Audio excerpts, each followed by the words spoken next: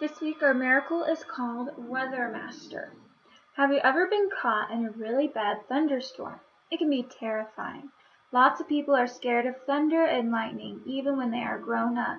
But imagine how much worse it would be if you were in a little boat on the open sea. Many of Jesus' friends were fishermen, and he often traveled in their fishing boats. One day when he was tired after preaching to large crowds, he asked some friends to take him and his disciples in their ship to the other side of the lake known as the Sea of Galilee.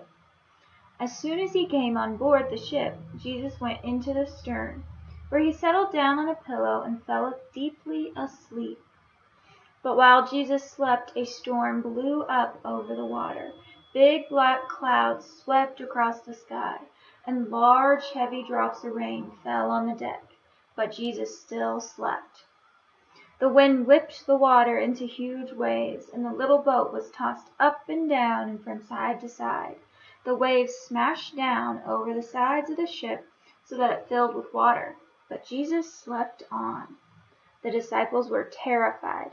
They had never known a storm like this. They frantically bailed water out from the bottom of the ship, but it was no good. The boat was sinking.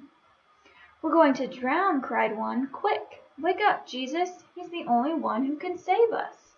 Jesus woke, refreshed, and looked at his rain-soaked and trembling friends. He shook his head.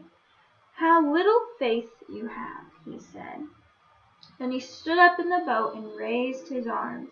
He spoke sternly to the storm, but the disciples couldn't hear his words for the howling of the wind and the driving rain. Immediately the wind dropped, the rain stopped, and the water became as calm as a pond. The men on board the ship were even more frightened by the calm than by the storm.